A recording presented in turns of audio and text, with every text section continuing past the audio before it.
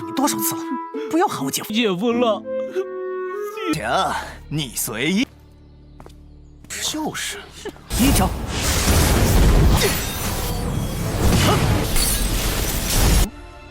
那么。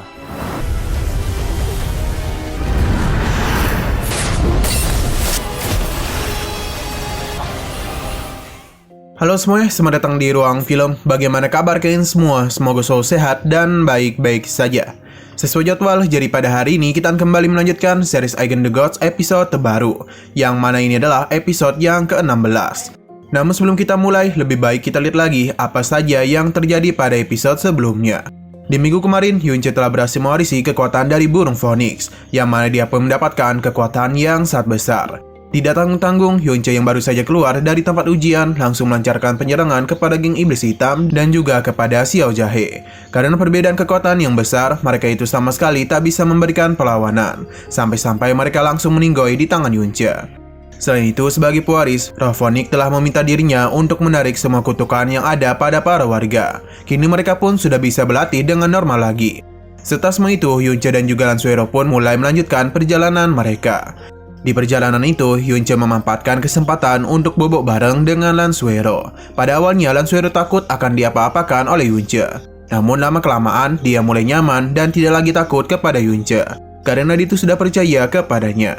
Sekarang kita akan melanjutkan episode terbarunya. Setelah melakukan perjalanan yang mengasyikkan, Yunche dan juga Lanzuero telah sampai di sebuah kota. Yunche yang melihat kota ini benar-benar takjub karena baru kali inilah dia melihat kediaman Xuan Chanfeng. Dia tidak menduga kalau kediaman Xuan Chanfeng di daratan Tianxun akan semegah ini. Mungkin hal itu cukup wajar, pasalnya kediaman Xuan Chanfeng di bawah kendali langsung keluarga kerajaan. Selain itu mereka juga memiliki sumber daya dan kondisi yang begitu melimpah. Tempat ini juga memiliki seorang guru yang terkenal di kerajaan Chanfeng. Jadi tidak bisa dibandingkan dengan cabang-cabang yang lain. Yunche pun sadar kalau Lanzuero berencana untuk menyembunyikan dirinya di sini. Ia pun sangat berterima kasih atas kebaikan dari Lanzuero. Di sini Lanzuero pun segera mengajaknya masuk. Di perjalanan itu, Molly penasaran apakah Yunche akan tinggal di sini atau tidak. Mumpung sudah berada di sini, tentu saja Yunche akan tinggal di sini untuk sementara waktu. Apalagi dia itu tidak memiliki tempat lain. Molly merasa tempat ini memang bagus, tapi dia sedikit meragukan sesuatu. Nah, sayang sekali perkataan Molly harus terpotong karena Shen Wuyao yang menyambutnya. Hanya saja dia tidak mempedulikan Yunche, melainkan Lanzuero saja. Dia bersyukur Lanzuero baik-baik saja, apalagi dia ini sudah pergi sendirian ke keluarga Xiao.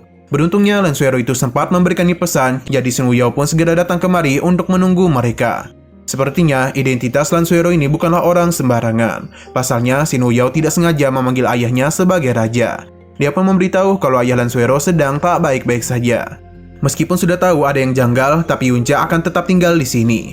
Nah, selain Shen Wuyao, ternyata Yuanba juga berada di sini dan langsung memeluk Yunche karena dia begitu merindukannya. Yunche menenangkannya dan sekaligus mengingatkan Yuanba untuk tidak memanggilnya sebagai kakak ipar. Yuanba paham dan tak akan memanggilnya sebagai kakak ipar lagi. Tapi nyatanya dia itu terus saja memanggil Yunche sebagai kakak ipar. 还打算留在这儿？ 姐夫，别哭了，告诉你多少次了，不要喊我姐夫。姐夫了。 Beberapa saat kemudian, Morongi datang dan begitu senang ketika melihat Lanzuero baik-baik saja. Hanya saja Lanzuero tidak begitu nyaman ketika berada di dekatnya. Di sini Morongi memberitahu betapa khawatirnya dia ketika mengetahui Lanzuero dalam bahaya. Morongi selalu saja menyalahkan dirinya yang tak mampu berbuat apapun. Andai saja dirinya bisa pergi ke sana, mungkin dia akan melakukan apapun untuk menyelamatkannya. Lanzuero berterima kasih atas perhatiannya. Hanya saja dia tidak ingin terlalu membahas hal itu. Lanzuero pun segera memanggil ketua Xin sebagai pembimbing Xin saja dan memintanya untuk menyiapkan urusan Yunche karena dia akan tinggal bersama mereka. Padahal itu, Morongi sedikit terkejut. Setelah memastikan Yunche tinggal di sini, Lanzuero pun berencana untuk menjenguk ayahnya. Dia pun meminta Yunche untuk beristirahat, sedangkan dirinya akan kembali melihatnya setelah bertemu dengan ayahnya. Yunche sebenarnya ingin mengantar Lanzuero pulang. Tapi dia menolaknya dan menenangkan Yunche karena di kota Changfeng tidak ada yang berani kepadanya. Meskipun begitu, Yunche tetap khawatir kepadanya. Jadi dia pun memberikan senapan api beracun dan juga dupa pengusir monster.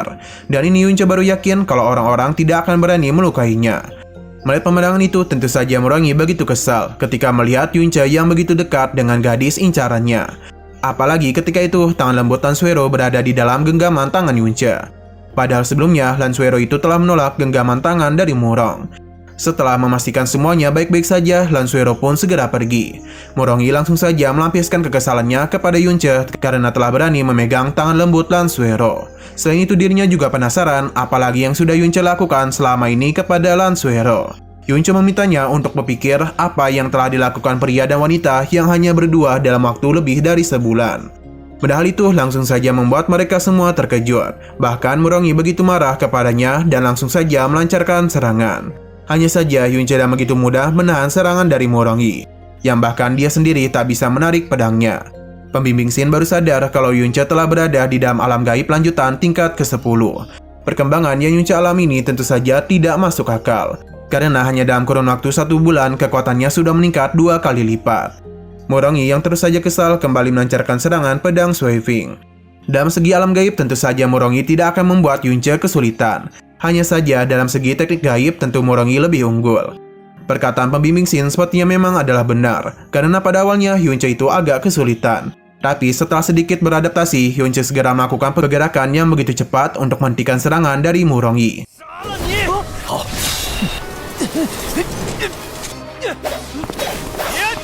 权力上，慕容夜所恐怕会吃亏。 Sebenarnya Yunce ini tak yang membuat masalah dengan senior dari Lan Suero. Namun karena Morongi terus saja bertindak, jadi dirinya akan memberikannya pelajaran. Hanya dengan jarinya saja, Yunce itu sudah mudah menumbangkannya. Yunce pun memberitahu kalau apapun yang terjadi di antara dia dan Lan Suero sama sekali tidak berhubungan dengan Morongi. Jadi lebih baik dia itu berhenti mengharapkan sesuatu yang tidak akan terjadi. Morongi tetap tak ingin mendengarkannya dan memilih untuk kabur saja. Pembimbing Shin meminta Yunce untuk tidak terlalu kasar. Namun bagi Yunce dia itu hanyalah mempermalukan Morongi saja. Selain itu dia ini juga tidak bersungguh-sungguh. Pembimbing Shin menjelaskan kalau Morongi ini memiliki kakak sepupu yang bernama Morongi, yang merupakan putra dari Mersekle Genbai. Selain itu Morongi juga merupakan murid kediaman dalam. Pada hal ini tentu saja membuat Yuanba terkejut. Sedangkan Yunce yang tidak tahu apa-apa mulai dijelaskan oleh pembimbing Shin kalau kediaman Suan Chengfeng dibagi menjadi 3 level, yakni kediaman luar, menengah, dan juga dalam. Untuk Morongi sendiri, dia itu hanya memiliki kemampuan menengah, jadi dia ditempatkan di kediaman luar. Sedangkan yang paling dasar di kediaman tengah setidaknya harus memiliki kekuatan alam gaib nyata tingkat ketiga. Untuk kediaman dalam hanya boleh dimasuki oleh orang berbakat di antara para jenius. Bahkan totalnya sendiri hanyalah 100 orang saja.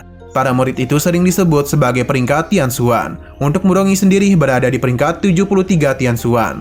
Selain itu yang berada di peringkat akhir merupakan murid yang berada di ranah alam gaib nyata tingkat 8. Sedangkan 3 orang terkuat sudah berada di ranah alam gaib pro. Andai saja Morongi meminta bantuan kepada Morongi, maka tidak ada yang bisa melindungi Yunce. Yunce paham, hanya saja dia tidak begitu takut. Ia pun menanyakan syarat apa yang harus dirinya lakukan agar bisa masuk ke kediaman Suan Chengfeng.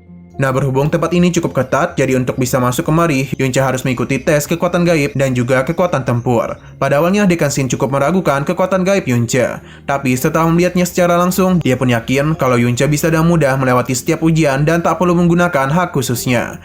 Berhubung hari ini ada tes kekuatan tempur untuk murid baru, jadi Yunce pun dipersilakan untuk ikut ke sana. Karena jika dia lulus, maka Yunce akan bisa masuk ke kediaman Suan secara resmi. Yunce paham dan dia meminta hak khususnya diberikan kepada Yuanba saja. Awalnya pembimbing Shin cukup ragu, jadi dia pun mulai menanyakan tentang hubungan Yunce dan juga Lan Suero. Hal itu pun membuat Yunce penasaran apakah Lan Suero itu memiliki identitas yang tidak boleh disebarkan kepada orang lain. Sampai-sampai pembimbing Shin begitu khawatir kepadanya. Pembimbing Shin tak ingin membahas hal itu lagi dan mulai menerima Yuanba untuk menjadi murid resmi dari kediaman Suan Chengfeng. Mendengar hal itu Yuanba pun langsung memberikan pelukan hangat kepadanya. 你便可以名正言。那你能不能把原本怎么？就很喜欢，就。 Sino berpindah kepada Cheng Wanhe yang mana dia merupakan kepala keluarga kerajaan Chanfeng. Tak begitu lama, Chang Yu pun tiba untuk menemui ayahnya. Mendengar putrinya datang kemari membuat Cheng Wanhe begitu bersemangat. Dan tentu saja Cheng Yu adalah Lan Suero. Kembali ke kediaman Suan, Kiamat terlihat kalau ada begitu banyak murid baru yang ingin masuk ke kediaman ini. Hal itu cukup wajar karena kediaman Suan Changfeng begitu terkenal di tempat ini. Para murid dari sekte besar berlomba-lomba ingin masuk kemari. Pria bernama Peng Yu ini sangat kejam, pasalnya serangan yang dilancarkan kepada calon murid ini telah mematahkan 7 tulang rusuknya. Untung saja ada Yunce di mari, jadi dirinya pun memberikan pertolongan pertama kepada murid itu agar lukanya tidak terlalu parah. Selain itu Yunce juga menyarankan dia untuk tidak menggunakan kekuatan gaib dalam beberapa waktu ke depan. Yunce meminta Feng Yu untuk tidak bertindak begitu kejam karena ini hanyalah ujian saja. Tapi Feng Yu tidak begitu peduli. Karena jika murid ini tidak bisa bertahan, maka dia sama sekali tidak berhak masuk ke kediaman dari Suan Chanfeng. Sedangkan alasan dia melakukan hal ini ada untuk menyadarkan mereka semua. Nah, ternyata Feng Yu ini adalah murid kediaman tengah dan sekaligus murid kesayangan dari pembimbing Xi. Mereka sangat suka menindas murid dari kediaman luar dan juga terkenal dengan kekejaman mereka. Karena itu semualah mereka memiliki reputasi yang buruk di seluruh kediaman Suan. Hal itu membuat Yunce bersemangat dan langsung saja naik untuk berhadapan dengan Feng Yu. Yunce menanyakan bagaimana jika dirinya tidak sengaja melukai Feng Yu. Apalagi dirinya ini tidak tahu seberapa kuat dirinya.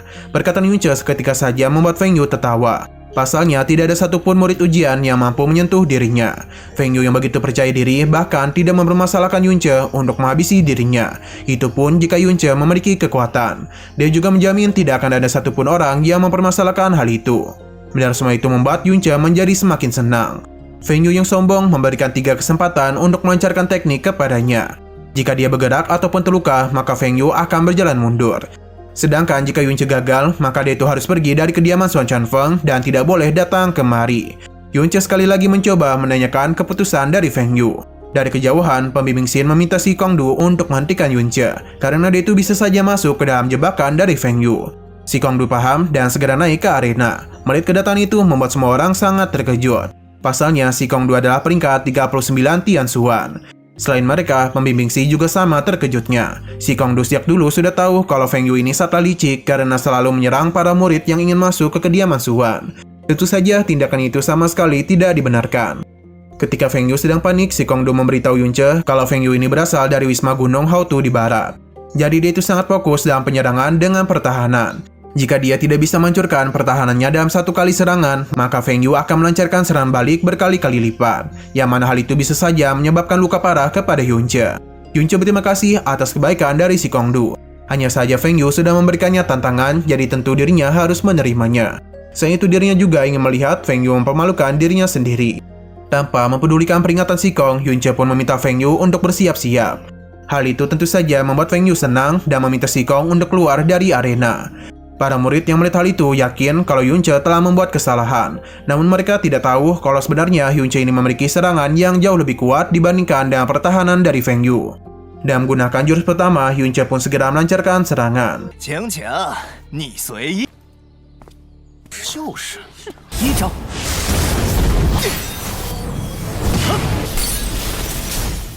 Hanya dalam satu kali serangan saja, pertahanan Feng Yu langsung saja hancur.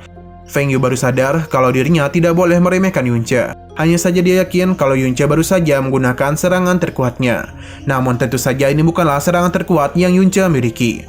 Dia pun langsung saja melancarkan serangan keduanya. Meskipun Feng Yu sudah membuat 3 lapisan pertahanan, tapi semua itu tidak ada apa-apanya bagi Yunce. Bahkan hal itu membuat dirinya terluka dan termundur cukup jauh. Yunce menguji pertahanan yang dia miliki, dan karena Feng Yu tidak mau menyerah, jadi Yunce pun akan melancarkan serangan ketiga. Semua orang termasuk si Kong tidak percaya kalau kota Liyun yang begitu kecil memiliki master hebat seperti Yunce. Dan kekuatannya sekarang, Yunce itu bisa saja langsung masuk ke kediaman menengah. 那么，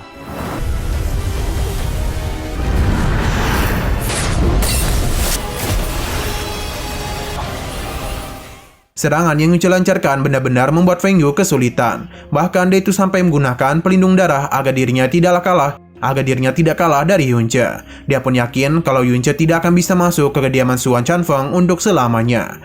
Tapi sepertinya dia itu terlalu meremehkan Yunce, karena sejak tadi dirinya itu tidaklah serius. Dan pada akhirnya Yunce pun mengakhiri pertarungan dengan kemenangan. Semua orang sama sekali tidak percaya Feng Yu akan kalah. Sedangkan pembimbing Xin memuji penglihatan Putri Changyu karena telah memilih orang yang tepat. 苍风玄符吧。 Pembimbing Xi yang melihat muridnya menjadi seperti ini menjadi sangat kesal karena ini hanyalah sebuah ujian. Tapi mengapa Yunce melancarkan serangan yang sangat kuat? Atas tindakan kejam Yunce ini, pembimbing Xi pun tidak akan mengizinkannya untuk masuk ke kediaman Suan. Tapi Yunce segera memberikan balasan kata yang baru saja dia ucapkan. Karena bagaimanapun Feng Yu telah melukai para murid baru, namun dirinya tidak dianggap bersalah. Sedangkan ketika dirinya melukai Feng Yu, dirinya malah dianggap bersalah. Tentu saja Yunce menganggap peraturan ini tidak masuk akal. Di tengah ketegangan itu, masalah kembali Yunce hadapi. Pasalnya, Morongyi datang untuk mencari Yunce. Morongyi ternyata telah cepu kepada kakak sepupunya. Di sini Yunce membenarkan kalau dirinya lah yang telah memukul dan melukai Morongyi. Mendengar jawabannya, Morongyi pun mulai memberikan serangan kepada Yunce. Tapi tentu saja serangan itu dapat dihentikan oleh Si Kongdu. Dia menjelaskan kalau tempat ini adalah ujian bagi para murid baru. Jadi Morongyi sama sekali tidak diizinkan untuk melukai para murid. Morongyi tidak peduli karena dirinya kesal Yunce telah melukai adik sepupunya. Hanya saja Si Kongdu menjelaskan kalau itu adalah urusan mereka berdua. Jadi seharusnya diselesaikan oleh mereka berdua dan Morongyi tidak boleh ikut campur. Di sini Morongyi pun memberikan tantangan kepada Si Kongdu. Yang mana jika dirinya menang, maka Yunce harus menampar dirinya sendiri sebanyak 10 kali. Selain itu dirinya juga harus meminta maaf dan menundukkan kepalanya kepada adik sepupunya. Tapi Yunce tidak tahu bagaimana cara untuk menampar diri sendiri. Jadi dia pun meminta Morongyi untuk memberikan contohnya. Perkataan Yunce semakin membuat Morongyi marah dan mulai bersiap untuk menyerang Si Kongdu. Melihat ketegangan yang terjadi, para murid pun menjadi sangat bersemangat untuk melihat pertarungan ini. Pasalnya Morongyi berada di peringkat 73 Tianshuan dan Si Kongdu berada di peringkat 39 Tianshuan. Ketika pertarungan mau dimulai, Yunce meminta Si Kongdu untuk tidak membuang tenaganya. Karena dialah yang membuat masalah, jadi seharusnya dia jugalah yang menyelesaikannya. Yunce tahu betul kalau Morongyi ingin membalas luka pada adik sepupunya, maka Yunce pun akan memberikannya satu kesempatan. Padahal itu seketika saja membuat Morongyi tertawa, karena malah Yunce yang memberikannya kesempatan. Di sini Si Kongdu tahu betul kalau ini adalah metode provokasi. Nah, Yunce meminta waktu dalam 3 bulan. Si Kongdu segera menghentikannya karena tidak mungkin dalam waktu 3 bulan dia bisa mengalahkan Morongyi. Hanya saja Yunce tidak peduli karena dia ingin memberikan tantangan sesuai dengan aturan. Bahkan Yunce berjanji akan melakukan apapun jika dirinya kalah. Perkataan Yunce sontak saja membuat semua orang sangat terkejut. Karena seakan-akan Yunce itu tidak tahu seperti apa murid dari kediaman dalam. Morongyi sadar betul kalau Yunce tidak hebat tapi kesombongannya begitu tinggi. Hanya saja karena kediaman dalam begitu membosankan, jadi dirinya pun ingin bermain-main dengan Yunce. Maka karena itulah dirinya akan memberikan Yunce kesempatan. Hanya saja ketika juga ada seorang pria yang menambahkan persyaratan, yang mana jika Yunce kalah dirinya tidak akan pernah menjadi murid dari kediaman Xuan Chanfeng. Sepertinya dia itulah dekan dari kediaman Xuan Chanfeng. Berhubung dua murid sudah melakukan kesepakatan, jadi Xin Wuseng dan juga Xin Wuyao akan menjadi saksi untuk mereka. Tentu saja kehadiran dari kepala kediaman membuat mereka sangat terkejut karena posisi mereka sangatlah penting. Xin Wuseng memuji keberanian yang Yunce tunjukkan, selain itu dirinya juga memiliki ketegasan yang bagus. Hanya saja sampai saat ini Yunce belum menunjukkan apakah kemampuannya akan sebesar perkataannya. Jadi jika Yunce kalah dalam pertandingan ini, maka dia tidak hanya akan menerima hukuman dari Morongyi saja, namun Yunce tidak akan pernah diperbolehkan untuk menginjakan kaki di kediaman Xuan Chanfeng selama seumur hidup. Yunce tidak mempermasalahkan hal itu, tapi dia penasaran apa yang akan dirinya dapatkan jika menang. Morongyi berjanji akan menerima hukuman apapun yang Yunce berikan kepada dirinya. Karena mereka sudah sepakat, jadi Xin Wuseng mengumumkan kalau pertandingan mereka akan ditetapkan pada pukul 9 pagi 3 bulan ke depan. Yunce maupun Morongyi tidak mempermasalahkan hal itu. Berhubung tantangan ini merupakan tingkatan yang berbeda, jadi Xin Wuseng akan memberikan keringanan kepada Yunce. Ini dilakukan agar Yunce dan Morongyi bisa mendapatkan perlakuan yang sama. Jadi mulai hari ini Yunce diperbolehkan untuk keluar masuk ke kediaman luar, tengah, bahkan dalam. Untuk sementara waktu dirinya diperbolehkan memakai semua sumber daya yang ada pada 3 kediaman. Morongyi tentu saja agak kesal mendengar hal itu. Sedangkan Molly yakin kalau Lan Suero pasti adalah gadis yang sangat dihormati di tempat ini. Karena dia itu bisa memanggil 2 ketua kediaman untuk turun tangan. Di sini Si Kongdu diutus untuk membawa Yunce ke kediaman dalam untuk menetap. Selain itu dirinya akan dibawa ke pavilion prajurit langit dan aula Taishuan. Di tempat itulah Yunce bisa memiliki senjata, teknik, dan juga jurus gaib yang praktis untuk dirinya gunakan. Yunce tentu saja begitu senang dan berterima kasih kepada 2 pemimpin kediaman. 暂时想那位蓝大小姐面子，想方设法也要直接送你进内府。带云彻去内府安顿。是。恭送府主。 Di saat mereka semua pergi, Si Kongdu merasa kalau Yunce sudah terlalu berlebihan. Yunce menenangkannya karena dia begitu suka dengan tantangan, bahkan menganggap hal itu sebagai motivasi hidupnya. Si Kongdu sudah tidak ingin berdebat lagi dan mengajak Yunce untuk mencari benda yang bisa menyelamatkan nyawanya. Di sisi lain, Lan Suero ini sedang mengecek kondisi ayahnya yang kian hari semakin memburuk. Ia begitu penasaran kenapa kondisi ayahnya itu tidak kunjung membaik. Di saat kondisinya tidak baik-baik saja, ketika juga sang putra mahkota pun tiba. yang mana kedatangan itu sepertinya tidak disukai oleh sang kaisar. Bahkan dia tidak ingin lagi bertemu dengannya. Namun apa daya, putra mahkota sudah telanjur datang. Changlin meminta untuk tidak marah-marah sebab kondisi ayahnya tidak baik-baik saja. Ia juga begitu senang ketika melihat adiknya yang sudah tiba. Kaisar begitu kesal melihat wajah Changlin, bahkan dirinya tidak niatan untuk mengizinkannya masuk. Changlin meminta untuk tak berkata seperti itu sebab dirinya hanya ingin melihat kondisi ayahnya saja. Tapi Kaisar tidak peduli sebab selama dirinya masih bernapas, maka Changlin tidak boleh bermimpi untuk mendapatkan tahtanya. Changlin hanya mentertawakan hal itu sebab dirinya adalah putra mahkota. Jadi sudah kewajiban dirinya untuk mewarisi tahta kerajaan. Selain itu dirinya telah mendapatkan dukungan penuh dari sekte Xiao. Jadi selama dirinya menjadi pewaris, maka keluarga kerajaan Changfeng mereka akan semakin jaya dan juga makmur. Tapi sang kaisar tidak ingin. Changlin memberitahu kalau adik ketiganya sudah mengandeng keluarga Feng Tian. Tapi semua itu tidak akan mampu bersaing dengan dirinya. Sang kaisar sepertinya juga tidak begitu suka dengan putra ketiganya. Sebab mereka itu hanya ingin tahtanya saja. Changlin terus saja memanas-manasi ayahnya. Yang mana hal itu pun membuat Lan Suero marah besar karena kakaknya ini sudah bertindak keterlaluan. Changlin meminta adiknya untuk tidak ikut campur karena serah terima tahta tidak berkaitan dengannya. Berhubung Lan Suero sudah memasuki usia pernikahan, Changlin pun berencana untuk memperkenalkannya dengan kenalannya.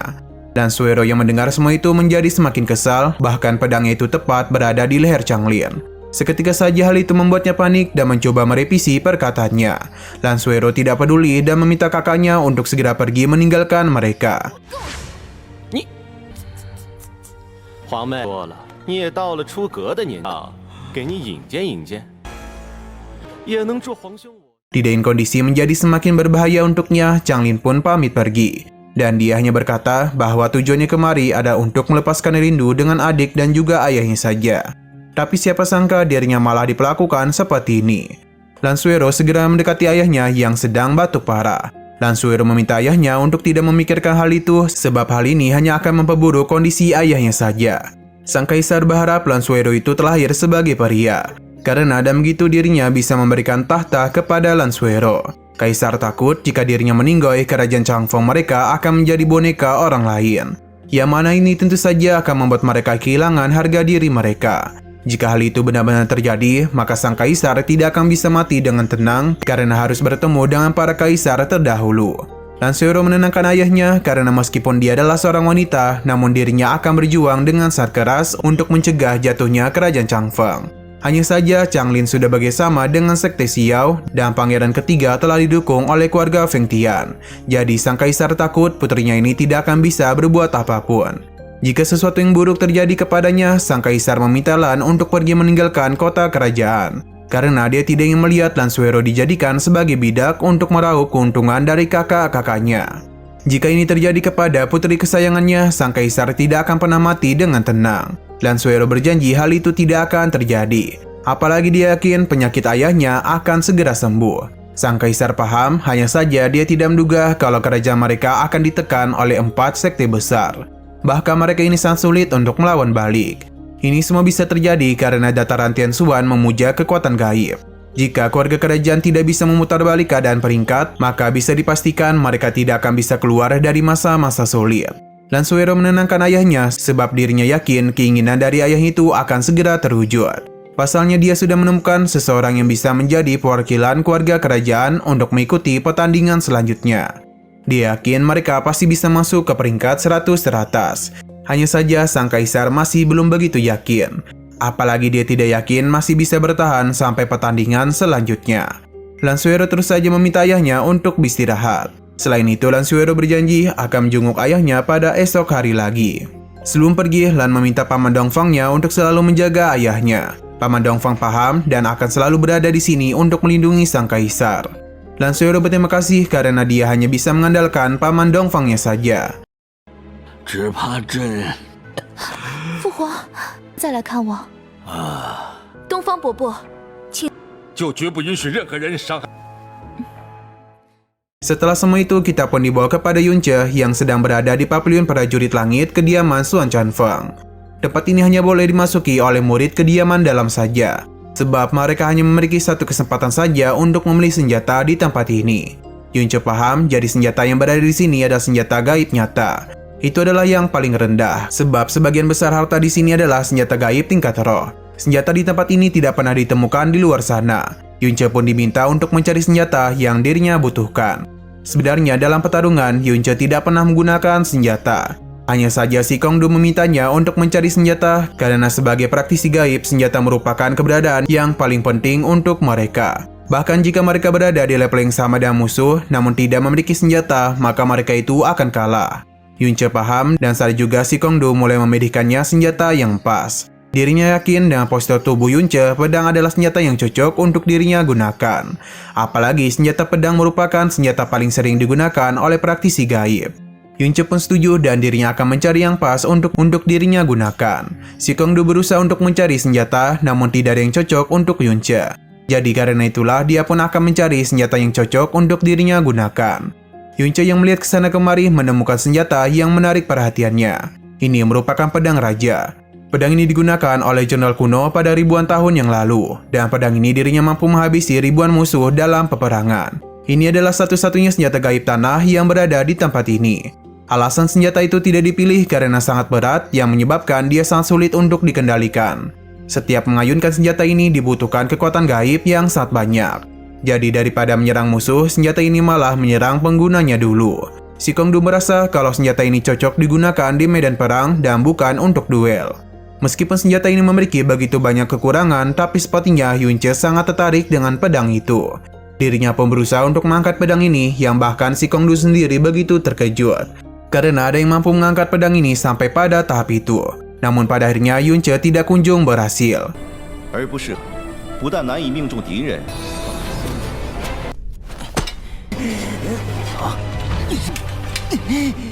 Si Kongdu memberitahu kalau senjata ini terbuat dari meteoroid luar angkasa. Bahkan beratnya sendiri mencapai 1,950 kg. Yunce bisa mengangkatnya sedikit pun sudah sangatlah bagus. Meskipun senjata ini begitu sulit digunakan, tapi pada akhirnya Yunce tetap memilih pedang ini sebagai senjatanya. Si Kongdu pun segera memberitahu hal ini kepada Xin Wuxiang, yang mana tentu saja itu membuat mereka terkejut.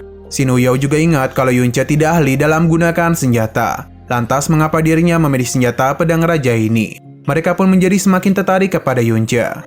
Xiang berpindah kepada Yunce yang masih berusaha mengendalikan pedang raja. Seberapa keras pun dirinya berjuang, namun sayangnya pedang ini terlalu berat bagi Yunce. Tidak begitu lama Molly pun keluar, yang mana Yunce menanyakan pendapatnya tentang pedang yang baru saja dirinya pilih. Molly penasaran mengapa Yunce malah memilih senjata berat.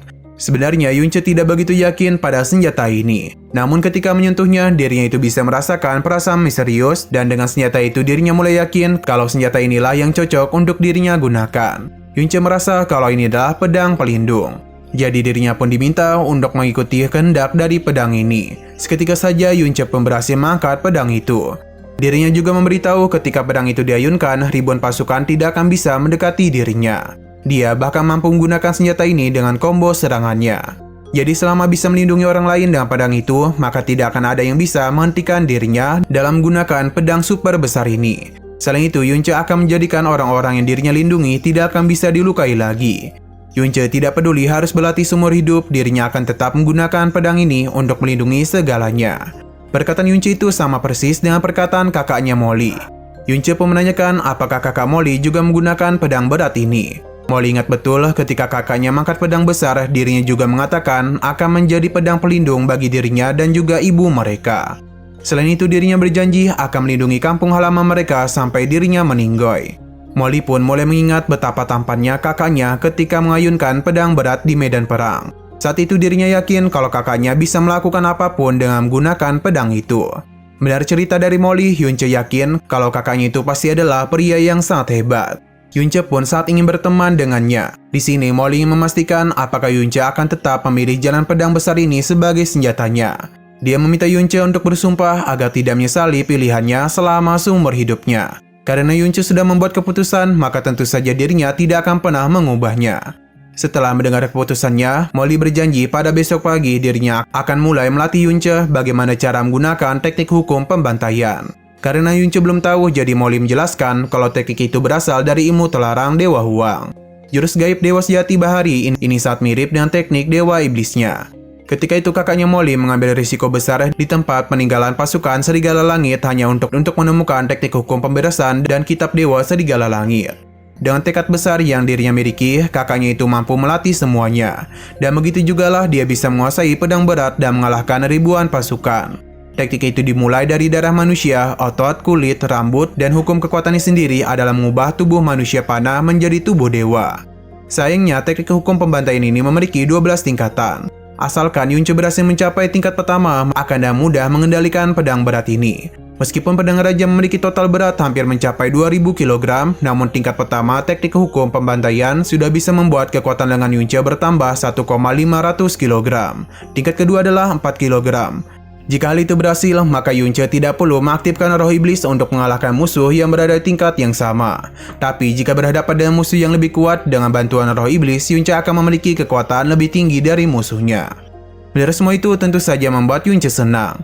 Sekarang Molly meminta Yunce untuk tetap diam karena dirinya akan masukkan teknik gaib hukum pemberian tingkatan pertama ke dalam hatinya. Kita dibawa ke dalam kamar Yunce, yang mana saat itu juga Molly memulai proses transfer teknik kepada diri Yunce. Di dalam alam bawah sadarnya, Molly memberitahu kalau kebenaran dikatakan langsung oleh manusia. Jadi, berlatih juga dilakukan oleh manusia. Seberapa cepat atau lambatnya pemahaman ini, semua tergantung kepada kemampuan Yunce sendiri. Yunce pun mulai melatihnya, yang mana dirinya itu benar-benar dibuat kebingungan dan apa yang telah terjadi. Hingga pada akhirnya dia pun jatuh ke dalam alam bawah sadarnya sendiri. 道理是人讲的，你自己的领悟本事了。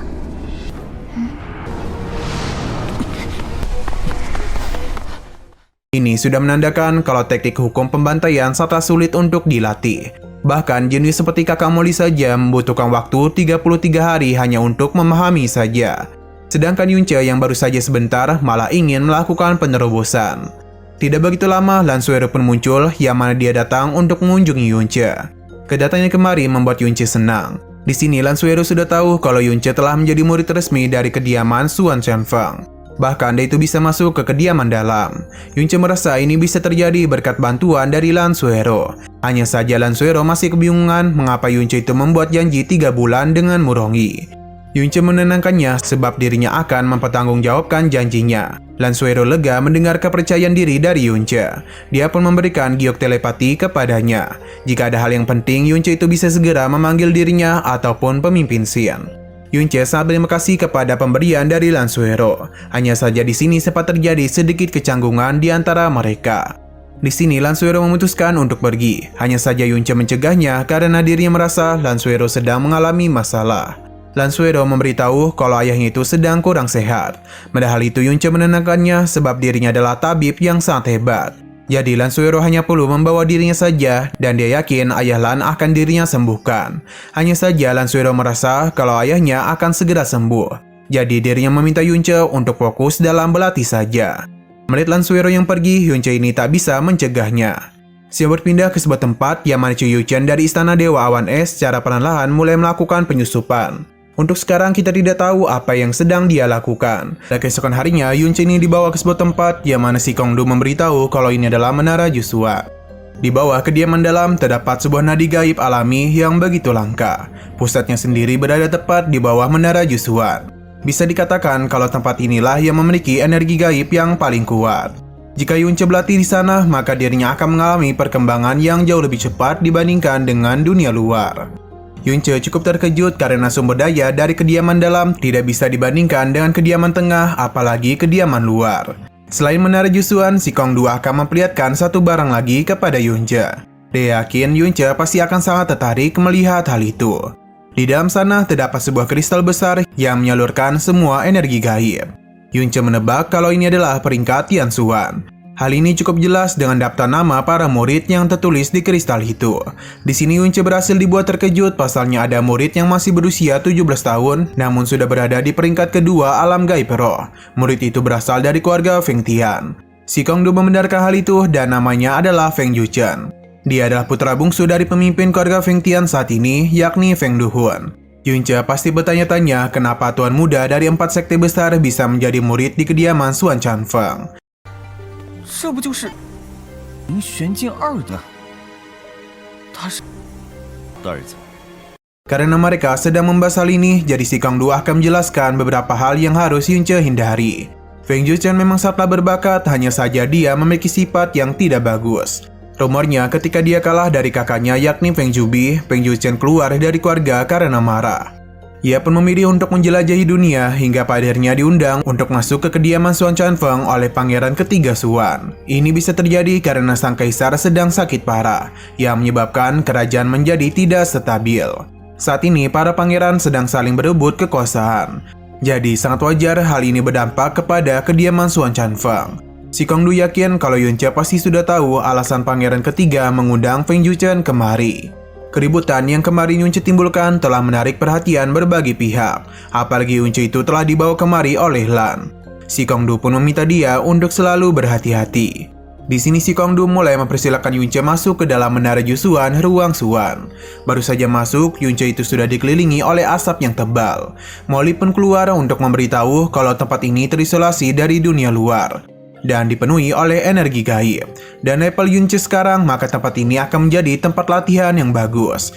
Ia juga memberitahu kalau teknik hukum kesadaran mengutamakan kultivasi hati dan bukanlah kultivasi fisik. Sayang sekali kekuatan Yunce masih belum mampu untuk menyentuh tahap itu. Jadi satu-satunya cara Yunce harus memahaminya sendiri. Yunce paham dan mulai berkultivasi. Di sini Yunce bertemu dengan sosok roh yang menanyakan apakah dia sudah memahami teknik hukum kesadaran. Yunce yang saat membutuhkan kekuatan besar ingin melatih teknik hukum kesadaran. Dengan begitulah dirinya bisa mendapatkan kekuatan yang besar untuk melindungi orang-orang tercintanya. Dengan perkataan Yunce, sosok itu pun mengajaknya untuk melihat jalan tahu kehidupannya. Saya juga Yunce pun melihat memori dari gurunya yang mana itu menemukan Yunce yang telah dibuang di hari ketiga setelah dirinya lahir. Dan gurunya itulah yang selalu merawatnya. Seiring berjalannya waktu, Yunce harus kehilangan cinta sejatinya di dataran Changyun.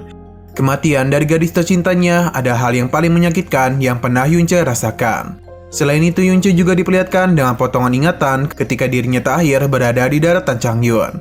Yunce mengira ini semua adalah akhir dari hidupnya.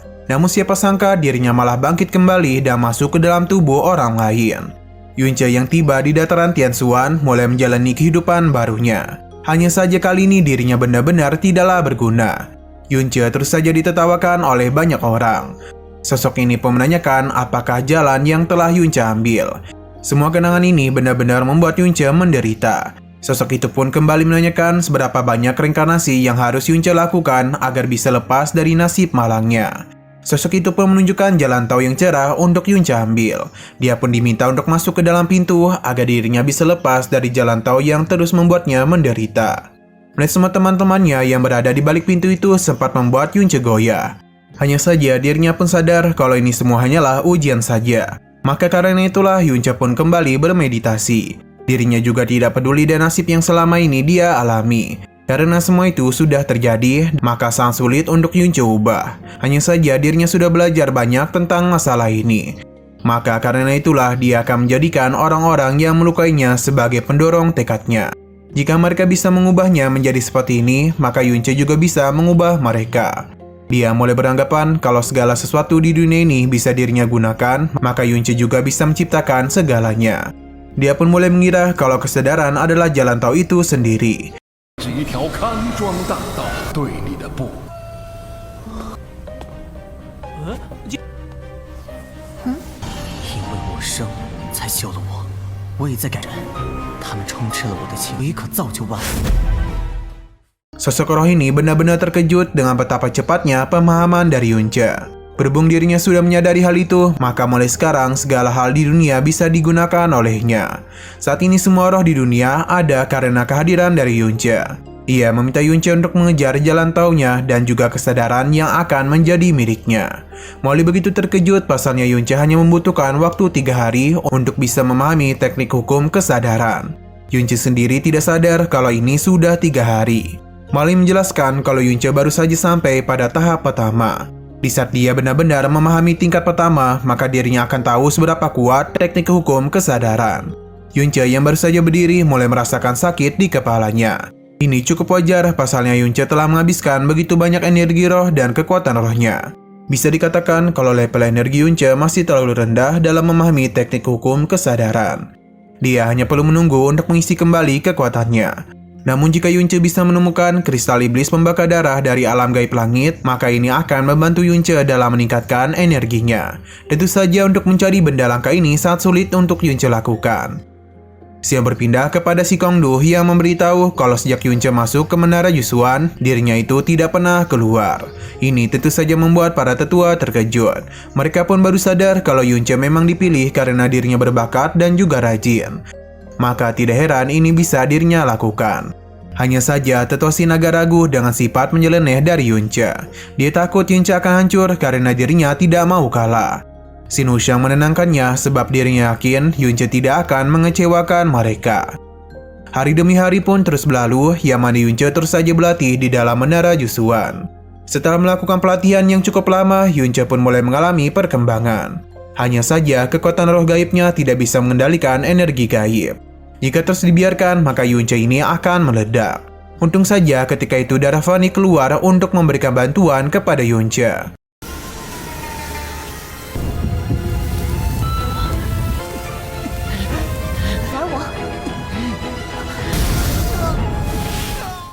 Berkat semua itulah energi gaibnya bisa dikendalikan. Molly begitu kesal karena Yunce telah berani memahami teknik hukum kesadaran secara paksa, padahal energi dan kekuatan rohnya saat ini sedang melemah. Namun Yunce itu terus saja memaksa dirinya. Andai saja darah fonik tidak membantunya, maka bisa dipastikan Yunce akan meledak. Sebenarnya Yunce itu belum tapi memahami hukum kesadaran. Hanya saja kekuatan gaibnya itu malah meningkat. Molly tidak tahu apa yang telah terjadi ini. Yunce sendiri juga terkejut, pasalnya sekarang dirinya sudah berada di ranah alam gaib nyata. Molly pun meminta Yunce untuk melukai tangannya sendiri, yang mana pisau ini tidak mampu melukai tubuhnya. Hal itu bisa terjadi karena setelah masuk ke dalam alam gaib nyata dan dengan pemahaman teknik hukum kesadaran, otot dan juga tulang tubuh Yunce akan menjadi lebih kuat. Setelah Yunce berhasil memahami ranah tingkat pertama, maka Yunce akan sadar betapa kuatnya teknik hukum kesadaran itu. Setelah beberapa hari, akhirnya Yunce keluar dari Menara Yusuan. Tidak begitu lama, Yuanba pun datang karena dirinya telah merindukan kakak iparnya. Yuanba memberitahu kalau ayahnya begitu senang setelah mengetahui dirinya masuk ke kediaman Xuan Chanfeng. Mendengar dia baik-baik saja membuat Yunce senang dan dia pun meminta Yuanba untuk berjuang keras agar dirinya bisa menjadi lebih kuat lagi. Hanya saja Yuanba ternyata berbohong, sebab dirinya itu telah dilukai. Kita pun dibawa ke sebuah tempat yang mana Yunce dan Yuanba mendatangi orang-orang yang telah menindasnya. Yunce bisa mendengar dengan jelas betapa busuknya perkataan orang-orang itu yang bahkan mereka selalu saja meremehkan Yuanba dan memberikan ejekan kepadanya. Yunce pun masuk dan membuat orang-orang di sana terkejut. Setelah memastikan mereka lah orang-orang yang telah melukai adik iparnya, Yunce pun langsung saja memberikan hukuman kepada mereka.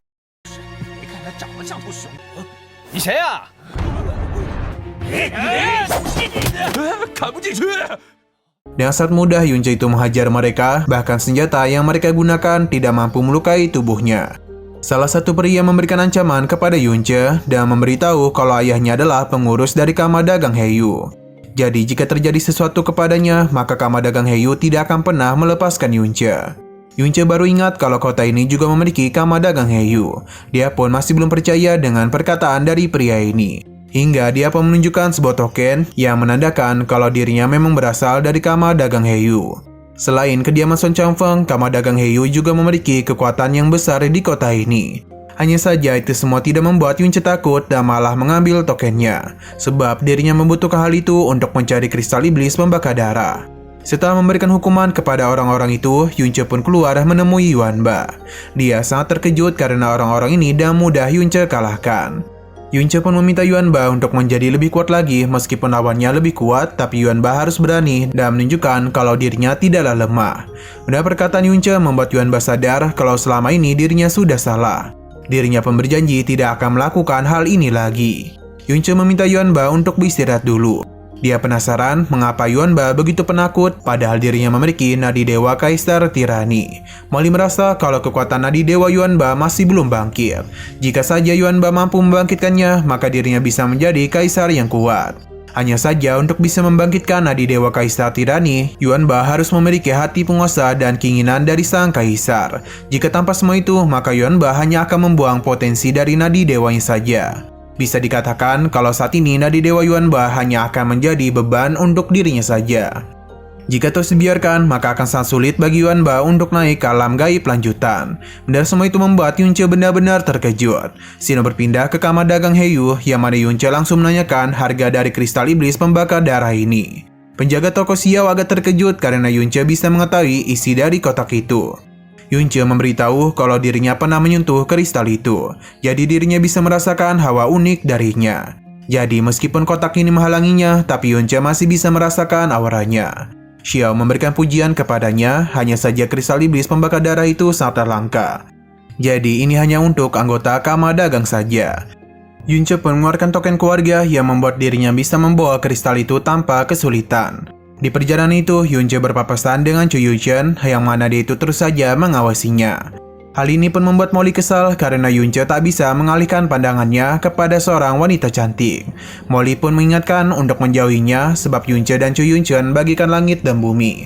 Hal ini cukup wajar, pasalnya gadis itu sudah berada di puncak alam gaib langit tingkat 10 dan hampir mencapai alam gaib raja. Ini sudah lebih dari cukup untuk menduduki posisi 10 orang terkuat di kerajaan Changfeng. Yunce paham, hanya saja dia yakin kalau gadis itu akan mencarinya. Dan benar saja ketika juga Chu Yuchen menghentikan Yunce, sebab dirinya menginginkan kristal iblis pembakar darah. Walaupun dia memberikan harga 2 kali lipat, namun Yunce tidak niatan untuk menjualnya. Selain itu, dirinya juga memberitahu kalau racun es yang dimiliki oleh gadis ini tidak akan bisa disembuhkan. Chu Yuchen begitu terkejut karena racun esnya bisa diketahui. Yunce menebak kalau beberapa hari yang lalu, gadis ini pasti bertarung dan hewan gaib beracun golongan es yang sangat kuat. Sebelum meninggoy, hewan itu meninggalkan racun kepada gadis ini, yang mana itu jugalah sumber semua kekuatan racunnya. Bisa dikatakan kalau kedatangan gadis itu dalam mencari kristal iblis pembakar darah sudah sangat terlambat, karena racunnya sudah menyebar. Di sini, Yunce mulai memperkenalkan dirinya. Tapi saya menjadi murid dari kediaman Xuan Chanfeng, dirinya memiliki identitas yang sangat hebat, yang mana itu adalah seorang tabib yang hebat. Gadis itu tidak peduli dan menanyakan harga dari kristal pembakar darah. Namun Yunce tetap tidak menjualnya dan memilih untuk pergi saja. Yunce yakin cepat atau lambat gadis itu akan mencari dirinya. 根源亦是其生命强大的冰系毒玄兽交战过，晚了。你到底是？你出了个好价钱，不过我还有心，他肯定会来找我。 Dan benar saja ketika Yunce kembali ke kediamannya, gadis itu sudah berada di sana. Tujuan Chu Yuchen kemari adalah untuk menanyakan apakah Yunce bisa menghilangkan racun es yang ada pada dirinya. Yunce bisa saja mengobatinya, namun prosesnya sangatlah lama. Chu Yuchen tidak peduli dan meminta untuk diobati. Setelah dirinya sembuh, dia berjanji akan memberikan imbalan yang besar. Yunce pun menjadi semangat dan memberitahu 3 permintaan yang harus gadis ini setujui. Tapi tentunya dia tidak akan memaksa Chu Yuchen untuk menyetujuinya. Permintaan pertama, Yunce itu ingin tahu nama dari gadis ini. Hanya saja dia tidak mau, yang mana hal itu pun membuat Yunce kesal. Padahal dia itu berniat untuk memberikan pertolongan. Pada akhirnya, Yunce pun akan memanggil gadis ini sebagai peri kecil saja. Permintaan kedua, gadis itu harus melepaskan cadarnya agar dia bisa melihat wajah sebenarnya dari gadis ini. Namun lagi-lagi gadis itu menolak sebab dia hanya menjanjikan imbalan besar saja. Setelah itu mereka tidak akan pernah bertemu lagi. Meskipun agak kesal, tapi Yunce berusaha untuk melupakannya. Dia pun mengganti permintaan kedua, yang mana setelah dirinya berhasil mengobati gadis ini, maka dalam 2 bulan ke depan dia itu harus diam-diam melindungi dirinya untuk sementara waktu. Gadis ini tidak mempermasalahkan hal itu. Permintaan ketiga, Yunce ini masih belum memikirkannya, jadi lebih baik dirinya akan memberikan pengobatan dulu. Yunce meminta gadis ini untuk mengulurkan tangannya. Hanya saja dia tidak mau karena tidak ada satupun pria yang boleh menyentuh dirinya. Yunce berusaha untuk meyakinkannya karena bagaimana cara dia untuk tahu denyut nadinya jika tidak menyentuhnya. Pada akhirnya gadis itu pun mulai menyalurkan kekuatannya, yang mana Yunce bisa melihat dengan jelas kalau gadis ini sedang bertarung dengan monster yang sangat mengerikan. Yunce yang terkejut segera memberitahu kalau hewan gaib beracun yang dihabisi itu telah masuk ke dalam kesadaran racun sumber. Dan hal itu jugalah telah melahirkan roh racun di dalam nadi gaibnya. Akan sangat sulit bagi mereka untuk melakukan penyembuhan. Apalagi roh racun memiliki kesadaran sendiri. Dia akan tinggal di dalam nadi gaib untuk menyerap kekuatan gaib. Mereka harus cepat menyingkirkannya dan menghabisinya. Jika memberikan penawaran racun sembarangan, maka hal itu hanya akan menyebabkan kerusakan permanen pada nadi gaib inangnya saja. Dari situ penasaran apakah Yunce bisa menghilangkan racunnya. Yunce belum tapi yakin, hanya saja dirinya akan mencoba yang terbaik. Saat juga Yunce pun menggunakan kekuatan api foniknya yang membuat gadis ini terkejut. Yunce menjelaskan kalau dirinya bukan berasal dari sekte Dewa Phoenix. Ia meminta gadis ini untuk memfokuskan dirinya dan bekerjasama dengannya. Hal ini dilakukan agar mereka bisa bersama-sama mengusir roh racun keluar dari nadi gaibnya. Saat juga Yunce pun mulai melakukan proses pengobatan, namun episodenya harus bersambung dulu. 必须将其去离。试试吧，凤凰之眼，把凤凰神宗驱除出去。 Oke, sekian dulu pada video kali ini. Untuk video selanjutnya akan segera hadir. Jadi bagi kalian yang ingin mengikuti series ini, langsung saja klik subscribe dan aktifkan loncengnya. Terima kasih yang sudah menonton video sampai habis. Jika kalian suka pada video ini, klik like dan share ke teman-teman kalian tentang channel ini. Dan ditunggu aja kelanjutannya. Oke, sampai jumpa di video selanjutnya.